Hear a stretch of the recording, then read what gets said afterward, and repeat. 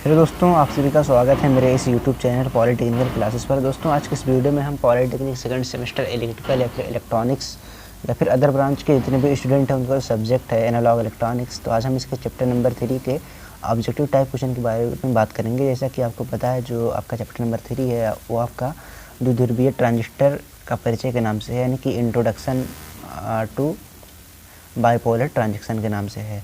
तो आज हम इसके ऑब्जेक्टिव टाइप क्वेश्चन को देखेंगे। जैसा कि आपको पता है, आपका जो एग्ज़ाम ऑनलाइन मोड में होगा और उसमें ऑब्जेक्टिव टाइप क्वेश्चन पूछे जाएंगे। और इसके पहले का जो चैप्टर था, चैप्टर 1 और चैप्टर 2, हमने ऑब्जेक्टिव टाइप क्वेश्चन बता दिए हैं। तो जा करके आप चैनल की प्लेलिस्ट में देख लीजिएगा। यदि आप चैनल पर नए हैं तो चैनल को सब्सक्राइब कर लें और बेल आइकन को प्रेस कर दें ताकि जो भी वीडियो अपलोड करें आप तक पहुँचे। और आपसे हम ये भी पूछना चाहते हैं कि आप लोग बताइएगा कि हम अब मैथ और फिजिक्स का भी ऑब्जेक्टिव टाइप क्वेश्चन जो भी इंपॉर्टेंट वाले हैं क्या चैनल पर अपलोड किया करें। अगर आपको चाहिए, अगर आपको ज़रूरत है तो बताइएगा कमेंट बॉक्स में कमेंट करके। और नहीं तो बाकी बढ़ते हैं, चलिए वीडियो की तरफ। देखिए क्या है कि द्विध्रुवीय ट्रांजिस्टर का परिचय। तो दोस्तों देखिए, जो आपका यहाँ पे द्विध्रुवीय ट्रांजिस्टर की बात किया गया है, तो यहाँ पे देखिए ट्रांजिस्टर क्या होता है पहले आपको समझना पड़ेगा। तो देखिए दोस्तों, जो ट्रांजिस्टर होता है वो एक प्रकार की इलेक्ट्रॉनिक्स डिवाइस है। तो ये क्या करता है, आपका ये मतलब प्रवर्धक के रूप में यूज किया जाता है। जैसे कि सिग्नल को एक स्थान से दूसरे स्थान पर भेजना हुआ तो हम ट्रांजिस्टर का यूज करते हैं। तो ट्रांजिस्टर के कई कार्य होते हैं इसी प्रकार से। तो आज हम इसके इम्पॉर्टेंट क्वेश्चन को देखेंगे। तो दोस्तों देखिए, जो ट्रांजिस्टर आपका था, इसके पहले यानी कि ट्रांजिस्टर का जब आविष्कार नहीं हुआ था उसके पहले आपका निर्वात ट्यूब था, जो एक प्रकार से वो इलेक्ट्रॉनिक डिवाइस के रूप में काम करता था। मतलब ट्रांजिस्टर की जगह पे इसके पहले निर्वात ट्यूब जो थी वो ट्रांजिस्टर की जगह पे कार्य करती थी, जो कि मतलब बहुत सक्षम नहीं थी। तो इसीलिए जब ट्रांजिस्टर का आविष्कार हुआ तो निर्वात ट्यूब जो है उसकी आवश्यकता ख़त्म हो गई, क्योंकि ट्रांजिस्टर जो है निर्वात ट्यूब से मतलब अच्छी युक्ति थी। मतलब क्या कहते हैं कि ये बहुत छोटी सी युक्ति होती है ट्रांजिस्टर, और जबकि निर्वात ट्यूब क्या होती है, थोड़ा सा बड़ी युक्ति होती है और इसमें ख़तरा तमाम होता था। तो इसलिए मतलब ट्रांजिस्टर का यूज होने लगा। तो इन्हीं सब टॉपिक से क्वेश्चन हमने लिए हैं कि ट्रांजिस्टर का जो बेसिक फंडामेंटल इसमें है उस टॉपिक से क्वेश्चन लिए हैं कि ट्रांजिस्टर क्या होते हैं, इसका आविष्कार कब हुआ और कितने प्रकार के हमारे ट्रांजिस्टर होते हैं। तो जब हम ट्रांजिस्टर को धारा से जोड़ते हैं तो फिर ट्रांजिस्टर किस प्रकार से व्यवहार करता है, सारे यहाँ सब चीज़ों से हमने क्वेश्चन लिया है। तो देखिए क्वेश्चन नंबर 1 यहाँ पे क्या दिया गया है कि ट्रांजिस्टर का आविष्कार कब हुआ था। तो देखिए, ट्रांजिस्टर का आविष्कार आपका हुआ था कब, यहाँ पे आपको ऑप्शन में बताना है। तो ऑप्शन ए यहाँ पे दिया गया है 30 मई 1965 और ऑप्शन बी दिया गया है 22 दिसंबर 1947 और ऑप्शन सी दिया गया है 1 जनवरी 1947 और ऑप्शन डी दिया गया इनमें से कोई नहीं। तो दोस्तों देखिए, जो ट्रांजिस्टर का आविष्कार था वो क्या कहते हैं, वैज्ञानिक थे हमारे जॉन बार्डिन तथा वाल्टर ब्रेटेन थे। तो इन्होंने ट्रांजिस्टर का आविष्कार किया था और इन्होंने जो आविष्कार किया था वो 22 दिसंबर 1947 में किया था। कितने में किया था? 22 दिसंबर 1947 में किया था। तो 1947 पहले हम ट्रांजिस्टर का यूज़ नहीं करते थे, हम निर्वात ट्यूब का यूज़ करते थे। तो अगर आपसे क्वेश्चन पूछता है कि 1947 से पहले हम किस युक्ति का यूज़ करते थे, तो आप निर्वात ट्यूब ऑप्शन में बताएंगे। तो यहाँ से क्वेश्चन आपके लिए और बन जाता है। बाकी यहाँ पे जो ट्रांजिस्टर का आविष्कार हुआ था 22 दिसंबर 1947, यानी कि जब हमारा देश आज़ाद हुआ था, भारत देश 1947 में। तो इस टाइप से आप याद कर सकते हैं, थोड़ा सा आपको याद रहेगा। तो केवल यहाँ पे तारीख बदली है 22 दिसंबर 1947 वही है, बाकी यहाँ पे डेट है 22 दिसंबर 1947। तो आपको यह चीज़ याद होना चाहिए। और बाकी बढ़ते हैं क्वेश्चन नंबर 2 की तरफ। क्या है, देखिए ट्रांजिस्टर का आविष्कार किसने किया। तो देखिए क्वेश्चन नंबर 2 है कि ट्रांजिस्टर का आविष्कार किसने किया था। तो अभी हमने बताया कि जो ट्रांजिस्टर के आविष्कारक थे वो हमारे जॉन बार्डिन तथा वाल्टर ब्रेटेन थे। तो यहाँ पे ऑप्शन डी इसका राइट आंसर हो जाएगा। और न्यूटन और चैडविक और फैराडे सर ये सब नहीं रहेंगे। तो यहाँ पे जो ट्रांजिस्टर के आविष्कारक थे हमारे जॉन बार्डिन तथा वाल्टर ब्रेटेन थे। तो इस क्वेश्चन को आप याद रखिएगा, इन नामों को। और आशा करते हैं यहाँ तक क्वेश्चन आपको समझ में आ रहे होंगे। और अगर वीडियो अच्छी लग रही है तो वीडियो को लाइक कीजिए। तो देखिए क्वेश्चन नंबर 3 क्या है कि ट्रांजिस्टर में हीटिंग तंतु की आवश्यकता होती है। तो देखिए, ट्रांजिस्टर में हीटिंग तंतु की आवश्यकता होती है कि नहीं होती है, आपको बताना है। ऑप्शन ए दिया गया नहीं, ऑप्शन बी दिया गया है हाँ, और ऑप्शन सी दिया गया है कभी कभी, और ऑप्शन डी दिया गया है नन ऑफ दिस। तो दोस्तों आपको खुद ही सोचना है कि ट्रांजिस्टर में क्या हीटिंग तंतु की आवश्यकता होती है। तो देखिए, इसका जो ऑप्शन हो जाएगा यहाँ पे ऑप्शन बी हो जाएगा मतलब सॉरी ट्रांजिस्टर में हीटिंग तंतु की आवश्यकता होती है, तो ऑप्शन ए हो जाएगा, क्योंकि नहीं होती इसमें। क्योंकि देखिए हीटिंग तंतु की जो आवश्यकता होती थी वो केवल निर्वात ट्यूब में होती थी, ट्रांजिस्टर में नहीं होती थी। तो इसीलिए यहाँ पे ट्रांजिस्टर जो है मतलब निर्वात ट्यूब से काफ़ी बेहतर है, काफ़ी बेहतर मतलब काफ़ी अच्छा डिवाइस है। तो इसीलिए हम ट्रांजिस्टर का यूज़ ज़्यादा करते हैं, ना कि निर्वात ट्यूब का। तो देखिए यहाँ पे जो क्वेश्चन नंबर 3 का ऑप्शन हो जाएगा, ऑप्शन ए हो जाएगा कि ट्रांजिस्टर में हीटिंग तंतु की आवश्यकता होती है, तो नहीं होती है। तो यहाँ से ऑप्शन ए इसका राइट आंसर हो जाएगा।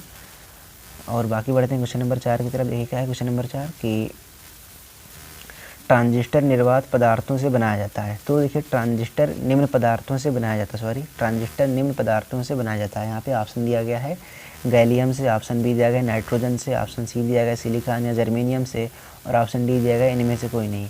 तो दोस्तों देखिए क्वेश्चन आपसे इसी प्रकार से पूछा जाएगा। बाकी यहाँ पे ऑप्शन भले ही चेंज हो जाए, पर आपको राइट आंसर बताना है। तो इसका जो राइट आंसर हो जाएगा, तो ट्रांजिस्टर के जो निम्न पदार्थों से बनाया जाता है ट्रांजिस्टर को, वो सिलिकॉन और जर्मेनियम से बनाया जाता है, जो कि एक अर्धचालक पदार्थ है। इनके द्वारा हम ट्रांजिस्टर का निर्माण करते हैं। और यहाँ पे नाइट्रोजन और गैलियम ये सारे आंसर रॉन्ग हो जाएंगे। तो आशा करते हैं यहाँ तक क्वेश्चन आपको समझ में आया होगा। तो बाकी बढ़ते हैं क्वेश्चन नंबर 5 की तरफ। देखिए क्या है कि ट्रांजिस्टर कितने प्रकार के होते हैं। तो जो आपका ट्रांजिस्टर होता है वो कितने प्रकार का होता है, तो आपको पता होगा, आपने अगर इससे पहले पढ़ा होगा। तो आपका ट्रांजिस्टर देखिए ऑप्शन ए यहाँ पे 4 दिया गया है, ऑप्शन बी 3 दिया गया है, और ऑप्शन सी 2 दिया गया है, और ऑप्शन डी 1 दिया गया है। तो दोस्तों देखिए जो हमारा ट्रांजिस्टर होता है वो 2 प्रकार का होता है, एक NPN ट्रांजिस्टर और एक PNP ट्रांजिस्टर होता है। तो जो हमारा ट्रांजिस्टर होता है वो 2 प्रकार का होता है, एक NPN ट्रांजिस्टर और एक PNP ट्रांजिस्टर। तो ट्रांजिस्टर के आपको नाम भी याद होने चाहिए कि ट्रांजिस्टर 2 प्रकार के कौन कौन से होते हैं, एक NPN और एक PNP ट्रांजिस्टर। तो आशा करते हैं क्वेश्चन नंबर 5 का यहाँ पे आपको आंसर समझ में आया होगा, यानी कि इसमें ऑप्शन सी 2 प्रकार का सही है।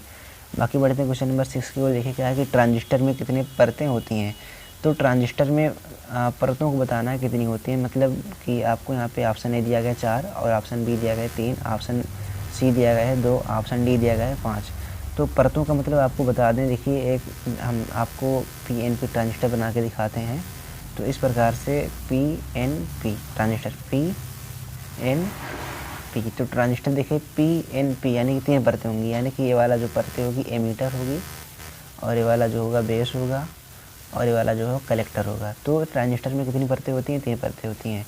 तो ट्रांजिस्टर में देखिए एक PNP ट्रांजिस्टर में पहला वाला एमीटर होता है, दूसरा वाला बेस होता है, और तीसरा वाला कलेक्टर होता है। तो अगर यहाँ पे NPN करेंगे तो ये मान नहीं बदलेंगे, यानी पहला वाला हमेशा बेस रहेगा, पहला वाला हमेशा एमीटर रहेगा, दूसरा वाला हमेशा बेस रहेगा, और तीसरा वाला हमेशा क्या रहेगा, कलेक्टर रहेगा।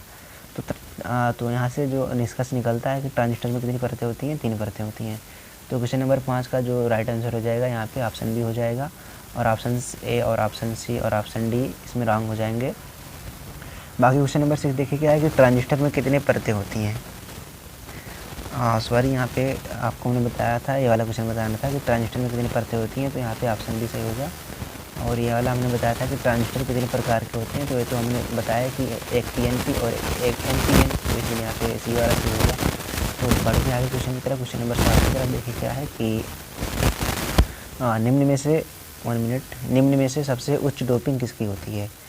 तो निम्न में से सबसे उच्च डोपिंग आपको बताना किसकी होती है। पहला वाला दिया गया एमीटर, दूसरा वाला दिया गया है बेस, तीसरा वाला दिया गया कलेक्टर, और डी वाला दिया गया सभी। तो चलिए आपको बताना है कि निम्न में से सबसे उच्च डोपिंग किसकी होती है। तो अभी देखिए हमने आपको ट्रांजिस्टर का एक PNP ट्रांजिस्टर का हमने फिगर यहाँ पे बनाया था, तो फिर से बना देते हैं। तो फिगर अच्छा नहीं बन रहा है, तो बाकी समझ लीजिए। एक यहाँ पे देखिए P है, और N क्षेत्र है, और एक P क्षेत्र है।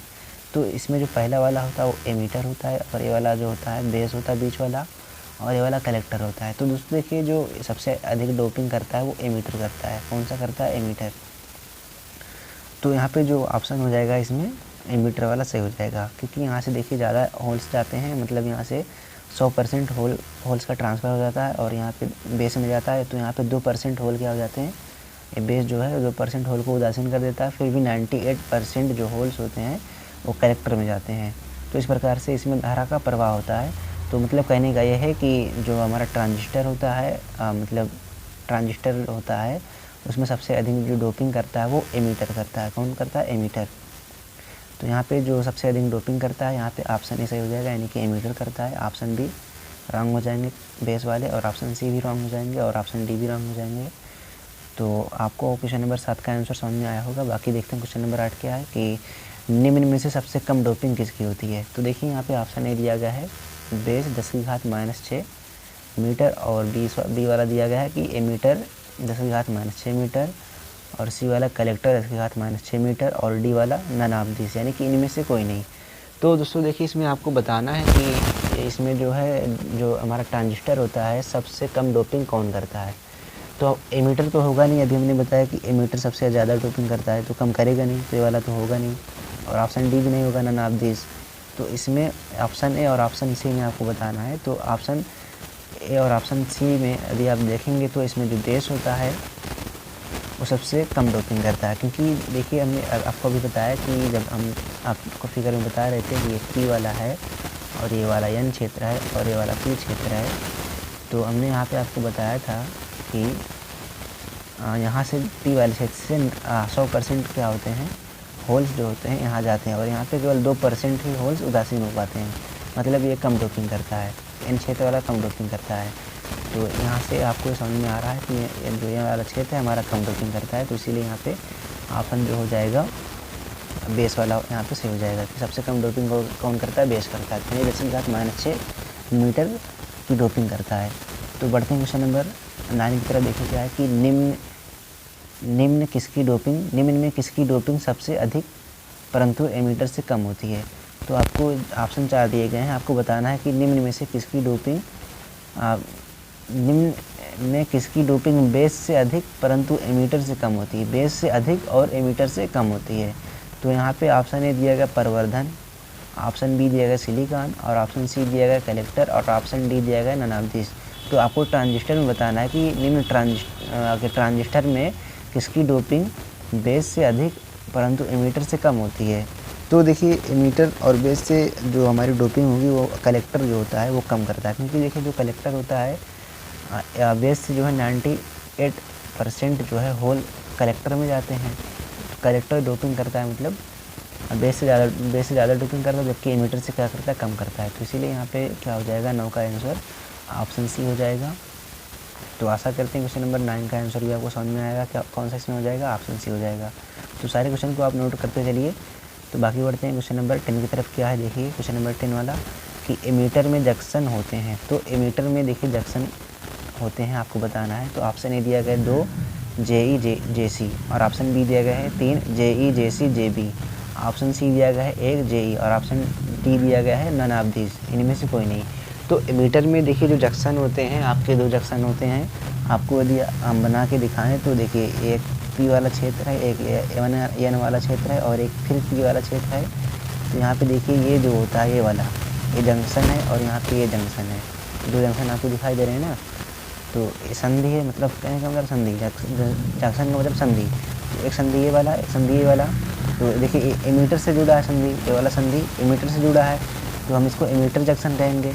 और ये वाला संधि जो जुड़ा है कलेक्टर से जुड़ा है, क्योंकि जो बेस है दोनों में कॉमन है, उसको तो हम लेंगे नहीं। तो जो ये वाला कलेक्टर से जुड़ा है इसीलिए हम इसको कलेक्टर संधि कहेंगे, यानी कलेक्टर जंक्शन कहेंगे। और इस वाले को क्या कहेंगे? एमीटर जंक्शन कहेंगे। तो मतलब कहने का आशय ये है कि एमीटर में जो होते हैं जंक्शन कितने होते हैं? 2 जंक्शन होते हैं। तो यहाँ पे क्या हो जाएगा? ऑप्शन ए सही हो जाएगा कि ट्रांजिस्टर में कितने जंक्शन होते हैं। सॉरी यहाँ पे ट्रांजिस्टर लिखना था, गलती से मेरा मैंने लिख दिया है, तो आप इसको सही कर लीजिएगा कि ट्रांजिस्टर में जंक्शन होते हैं। तो ट्रांजिस्टर में दो जंक्शन होते हैं, एक एमीटर जंक्शन और एक कलेक्टर जंक्शन। तो यहाँ से ऑप्शन ए सही हो जाएगा। बाकी बढ़ते हैं क्वेश्चन नंबर 11 की तरफ। देखिए 11 वाला क्या है कि बिना बायस किए गए ट्रांजिस्टर में धारा प्रवाहित नहीं होती है। तो बिना बायस किए गए, यानी कि बायस का मतलब कि यदि कोई जो ट्रांजिस्टर है यदि हम उसको परिपथ से ना जोड़ें, यानी कि उसमें धारा का प्रवाह ना करें, तो उसमें जो है ट्रांजिस्टर में धारा प्रवाहित नहीं होती है। अगर हम जो है ट्रांजिस्टर को बायस ना करें, यानी कि उसमें विभवांतर ना उत्पन्न करें, तो धारा प्रवाहित नहीं होती है। तो किसके कारण नहीं होती है आपको ऑप्शन बताना है। तो ऑप्शन ए दिया गया प्रतिरोध के कारण, ऑप्शन बी दिया गया पोटेंशियल बैरियर के कारण, और ऑप्शन सी दिया गया विभव के कारण, ऑप्शन डी दिया गया इनमें से कोई नहीं। तो देखिए जो बिना बायस किए गए ट्रांजिस्टर में धारा प्रवाहित नहीं होती है वो कारण जो होता है पोटेंशियल बैरियर होता है। क्या कारण होता है भैया? पोटेंशियल बैरियर कारण होता है। तो यहाँ से इसका जो क्वेश्चन नंबर 11 का ऑप्शन हो जाएगा, ऑप्शन बी हो जाएगा। तो आशा करते हैं यहाँ तक क्वेश्चन आपको समझ में आए होंगे, और अगर वीडियो अच्छी लगी तो वीडियो को लाइक करते चलिए। ये बहुत मेहनत लगता है वीडियो को बनाने में, आपके लिए क्वेश्चन को ढूंढना फिर इसके बाद वीडियो बनाना मतलब काफ़ी मेहनत लगता है, तो इसलिए लाइक करके चलिए और शेयर भी करते चलिए। देखिए क्वेश्चन नंबर 12 क्या है कि ट्रांजिस्टर शब्द की उत्पत्ति है। तो देखिए यहाँ पर ट्रांजिस्टर जो है इसकी शब्द की उत्पत्ति कैसे हुई आपको बताना है। ऑप्शन ए दिया गया है मैग्नीशिया से, ऑप्शन बी दिया गया ट्रांसफ़र ऑफ रजिस्टर से, ऑप्शन सी दिया गया दोनों से, और ऑप्शन डी दिया गया इनमें से कोई नहीं। तो जो ट्रांजिस्टर शब्द की उत्पत्ति हुई है तो मैग्नीशिया से होगी नहीं, क्योंकि मैग्नीशिया आपको पता है चुंबक से संबंधित चीज़ है। तो यहाँ पे क्या हो जाएगा? ट्रांसफ़र ऑफ रजिस्टर से, और ऑप्शन डी भी नहीं होगा, और ऑप्शन सी दोनों तो होंगे नहीं। तो इसीलिए यहाँ पे जो ट्रांजिस्टर के शब्द की उत्पत्ति हुई थी ट्रांसफ़र ऑफ रजिस्टर से। तो देखिए जो ट्रांजिस्टर था मतलब ऐसा उत्पत्ति कैसे थोड़ा सा आपको बता दें। तो देखिए दोस्तों जो ट्रांजिस्टर था जब इसमें अग्र बायस किया जाता है ट्रांजिस्टर को तो प्रतिरोध कम होता है। अग्र बायस में क्या होता है? प्रतिरोध कम होता है, आपको पता है। इसके पहले एक चैप्टर में आपने पढ़ के आया, जो हमने इसके पहले का जो वीडियो कराया है, इसके पहले के जो चैप्टर कराए हैं, वीडियो लेक्चर कराए हैं, तो उसमें मैंने बताया है कि अग्र बायस में जो धारा प्रवाहित होती है प्रतिरोध प्रवाहित होता है और प्रतिरोध उत्पन्न होता है वो कम उत्पन्न होता है, जबकि रिवर्स बायस में क्या होता है? रिवर्स बायस में प्रतिरोध ज़्यादा होता है। तो प्रतिरोध कम होता है फिर ज़्यादा होता है। तो ट्रांजिस्टर में देखिए अग्र बायस और रिवर्स बायस दोनों बनते हैं। ट्रांजिस्टर में क्या होता है? ट्रांजिस्टर में अग्र बायस और रिवर्स बायस दोनों बनते हैं। तो जब अग्र बायस और रिवर्स बायस दोनों बनते हैं मतलब कि पहले धारा प्रतिरोध कम उत्पन्न होगा और रिवर्स बायस में ज़्यादा उत्पन्न होगा। तो इससे क्या होता है कि जो हमारा ट्रांजिस्टर था एक प्रकार से प्रवर्धक के रूप में कार्य करने लगा। प्रवर्धक के रूप में कहने का मतलब कि सिग्नल, इसको हम जो है सिग्नल के रूप में यूज़ कर सकते हैं, क्योंकि पहले प्रतिरोध कम फिर प्रतिरोध ज़्यादा। तो यहीं से क्या हुआ कि यहीं से इस ट्रांजिस्टर शब्द की उत्पत्ति हो गई। ये ट्रांजिस्टर शब्द की उत्पत्ति हुई किससे? कि ट्रांसफ़र ऑफ रजिस्टर से। तो आशा करते हैं आपको समझ में आया होगा, और बाकी इसकी थ्योरी पढ़िएगा तो आपको बहुत अच्छे समझ में आएगा। और बाकी बढ़ते हैं क्वेश्चन नंबर 13 की तरफ। देखिए क्या 13 वाला कि ट्रांजिस्टर को प्रवर्धक के रूप में प्रयोग करते हैं। तो देखिए दोस्तों जितने क्वेश्चन आपको बता रहे हैं ऐसा नहीं कि एग्ज़ाम में क्वेश्चन टाइप जिस प्रकार से हमने लिखा है ऐसे आ जाएंगे। तो क्वेश्चन का टाइप किसी भी प्रकार से हो सकता है, पर हाँ आपको सवाल इसी टाइप से मिलेगा। मतलब ऑप्शन यहाँ पे जो दिए गए हैं A B C D करके ऑप्शन अलग अलग हो सकते हैं, पर जो आपका क्वेश्चन होगा क्वेश्चन ऐसे ही पूछा जाएगा। तो देखिए ट्रांजिस्टर को प्रवर्धक के रूप में प्रयोग किया जाता है। तो अगर ट्रांजिस्टर को प्रवर्धक के रूप में प्रयोग करेंगे तो देखिए हमने अभी भी बताया जो चीज़ वो वाला क्वेश्चन हमने यहाँ पे ले लिया। देखिए क्या लिया है कि ट्रांजिस्टर को प्रवर्धक के रूप में प्रयोग किया जाता है। पहला वाला ऑप्शन दिया गया है एमीटर बेस जंक्शन JE को अग्र बायस करके तथा कलेक्टर बेस जंक्शन JC को रिवर्स बायस करके। तो JE और JC हमने अभी बताया कि JE जो होता है एमीटर का जंक्शन होता है, और JC जो होता है वो किसका जंक्शन होता है? कलेक्टर का। तो यहाँ पे जो ट्रांजिस्टर को प्रवर्धक के रूप में प्रयोग करते हैं, पहला वाला option emitter base junction JE को अग्र बायस तथा कलेक्टर बेस जंक्शन JC को रिवर्स बायस करके, और ऑप्शन बी दिया गया केवल कलेक्टर बेस जंक्शन JC को रिवर्स बायस करके, और ऑप्शन सी दिया गया केवल एमीटर बेस जंक्शन JE को अग्र बायस करके, ऑप्शन डी दिया गया नन ऑफ दिस। तो हमने अभी आपको बताया इसके पहले कि जो ट्रांजिस्टर शब्द की उत्पत्ति हुई थी हमने उसमें बताया था कि अग्र बायस धारा कम उत्पन्न होती है, मतलब ट्रांजिस्टर का जो अग्र बायस होता है रिवर्स बायस होता है। तो इसीलिए ऑप्शन ए इसमें क्या हो जाएगा? सही हो जाएगा कि एमीटर बेस जंक्शन JE को हम क्या करते हैं? अग्र बायस करते हैं, और कलेक्टर बेस जंक्शन JC को क्या करते हैं? रिवर्स बायस करते हैं। तो जब इनको हम ऐसा करते हैं तो ट्रांजिस्टर जो है प्रवर्धक के रूप में कार्य करने लगता है। तो इसीलिए यहाँ पे क्वेश्चन नंबर 13 का ऑप्शन ए सही हो जाएगा, और ऑप्शन बी C और D रॉन्ग हो जाएंगे। तो आशा करते हैं क्वेश्चन नंबर 13 आपको समझ में आया होगा। बाकी बढ़ते हैं क्वेश्चन नंबर 14 की तरफ। क्या है? देखिए एमीटर से बेस की ओर प्रवाहित होल तथा बेस से एमीटर की ओर प्रवाहित होने वाले इलेक्ट्रॉन के कारण एमीटर जंक्शन में धारा IE प्रवाहित होती है। तो क्वेश्चन आपको थोड़ा सा कम समझ में आएगा, थोड़ा सा फिर से पढ़ देते हैं एक बार कि एमीटर से बेस की ओर प्रवाहित होल तथा बेस से एमीटर की ओर प्रवाहित होने वाले इलेक्ट्रॉन के कारण एमीटर जंक्शन में धारा आई प्रवाहित होती है। तो आपको बताना है कि जो धारा आई प्रवाहित होती है एमीटर जंक्शन से वो किस प्रकार से प्रवाहित होती है। तो दोस्तों इसको थोड़ा सा फिगर में बना के आपको बता देते हैं। तो यहाँ पे देखिए जो कह रहा है कि एमीटर बेस, तो पहले हम क्या कर लेते हैं, आपको बना के दिखा देते हैं। ये P और ये N और एक P, तो P N P हमने ट्रांजिस्टर बनाया। अब इसमें देखिए एमीटर से बेस की ओर प्रवाहित होल। तो देखिए जो ए वाला एमीटर होता है और ये वाला हमने बेस होता है, ये भी बताया, और ये वाला कलेक्टर होता है। तो जब ये एमीटर है, यहाँ से जब होल्स प्रवाहित होंगे यानी बेस में जब जाएंगे तो बेस क्या करेगा, बेस भी अपने अंदर के जो इलेक्ट्रॉन होते हैं उसको क्या करेगा, क्योंकि देखिए अब जब इसको हम अग्र बायस करेंगे, यहाँ पे थोड़ा सा समझा देते हैं। जब इसमें धारा प्रवाहित करेंगे यानी कि एमीटर को अग्र बायस करेंगे तो क्या होगा कि इसमें जो होल होंगे एमीटर में वो क्या करेंगे, बेस की तरफ प्रवाहित होंगे, और बेस में जो इलेक्ट्रॉन होंगे वो एमीटर की तरफ प्रवाहित होंगे। तो जब दोनों प्रवाहित होंगे तो कह रहा है कि जो अब देखिए जब दोनों प्रवाहित होंगे तो क्या होगा कि एमीटर से एक धारा निकलेगी यानी कि आई धारा निकलेगी। जो आई धारा निकलेगी वो किसके बराबर होगी, यहाँ पे क्वेश्चन पूछ रहा है। तो देखिए जो धारा आई प्रवाहित होगी वो किसके बराबर होगी, ऑप्शन ए दिया गया है आई बराबर I P minus I N E, और बी वाला दिया गया है आई बराबर I P E plus I N E, और सी वाला दिया गया है आई बराबर आई पी गुणे आई एन ई, और डी वाला दिया गया है सभी।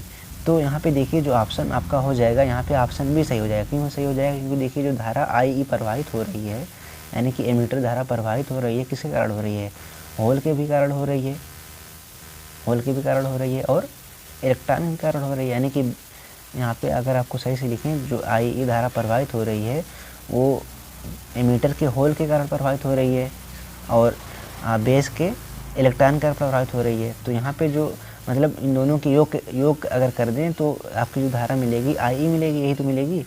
तो इसीलिए यहाँ पे क्या हो जाएगा, ऑप्शन बी इसमें सही हो जाएगा, यानी कि आई बराबर क्या हो जाएगा, I P E plus I N E हो जाएगा। यानी कि आई पी ई का मतलब होल्स के कारण प्रवाहित धारा और आई एन ई का मतलब इलेक्ट्रॉन के कारण प्रवाहित धारा। तो होल्स के कारण प्रवाहित धारा यानी कि एमीटर वाली धारा, और आई एन ई का मतलब इलेक्ट्रॉन के कारण प्रवाहित धारा मतलब बेस के कारण प्रवाहित धारा। तो इन दोनों का जो योग होगा ये आई ई के बराबर होगा, यानी कि एमीटर धारा के बराबर होगा। तो यहाँ से इसका ऑप्शन भी सही हो जाएगा और ऑप्शन ए, ऑप्शन सी और ऑप्शन डी रॉन्ग हो जाएंगे।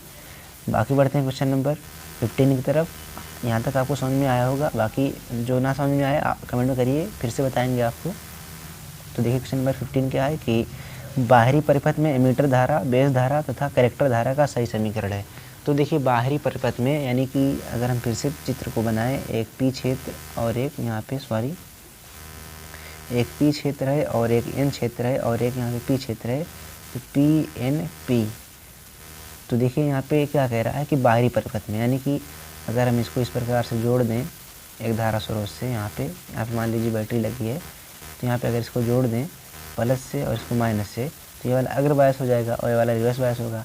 तो देखिए बाहरी परिपथ में जो धारा होगी, यानी कि यहाँ पे जो धारा बहेगी, यहाँ से तो आई बह रही है, तो यहाँ से क्या मिलेगी, यहाँ से आई भी मिलेगी और यहाँ से आई सी मिलेगी।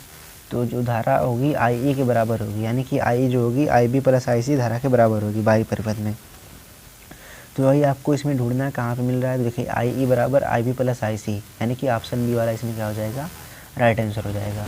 कि जो एमीटर धारा आई ई है और बेस धारा आई बी है और कलेक्टर धारा आई सी है, वो वही संबंध क्या होता है, बाहरी परिपथ में संबंध होता है। एमीटर धारा, बेस धारा तथा कलेक्टर धारा का सही समीकरण यही होता है, ऑप्शन बी होता है। तो अगर एग्जाम में पूछा जाता है कि आई ई, आई बी और आई सी के बीच संबंध क्या होता है, तो यही होगा। क्वेश्चन आपको शॉर्टकट में ऐसे ही पूछ लेगा कि आई ई, आई बी और आई सी के बीच क्या संबंध होगा, तो ऑप्शन ए वाला करके आइएगा। अगर ऐसे पूछेगा कुछ इस प्रकार से जैसे हमने बताया, तो तब भी वाला सही होगा। और इसमें ऑप्शन ए आई ई बराबर आई B minus I C wrong हो जाएंगे, क्योंकि यहाँ माइनस है, और आई सी बराबर आई बी गुणे आई सी, ये तो होगा नहीं, ये बटे में है तो वो होगा नहीं। यहाँ पे क्या हो जाएगा, क्वेश्चन नंबर 15 का ऑप्शन बी हो जाएगा। तो दोस्तों देखिए बढ़ते हैं क्वेश्चन नंबर 16 की तरफ। क्या है कि कलेक्टर धारा आई सी बराबर होता है। तो कलेक्टर धारा जो आई सी होता है वो किसके बराबर होता है। ऑप्शन ए दिया गया I P C plus I C B O, option B दिया गया I P C minus I C B O, और ऑप्शन सी दिया गया है आईपीसी बटे आईसीबीओ, और ऑप्शन डी दिया गया है सभी। तो जो कलेक्टर धारा हमारी होती है आईसी, जो कलेक्टर धारा होती है वो आईपीसी प्लस आईसीबीओ के बराबर होती है। आईसीबीओ हमारी लीकेज धारा है और आईपीसी जो है होल्स के कारण प्रवाहित धारा कलेक्टर में होल्स के कारण प्रवाहित धारा है। तो इनके और इनके योग के बराबर आईसी धारा होती है। तो यहाँ पे इसका ऑप्शन ही सही हो जाएगा। और आशा करते हैं जितनी क्वेश्चन हमने बताए सारे क्वेश्चन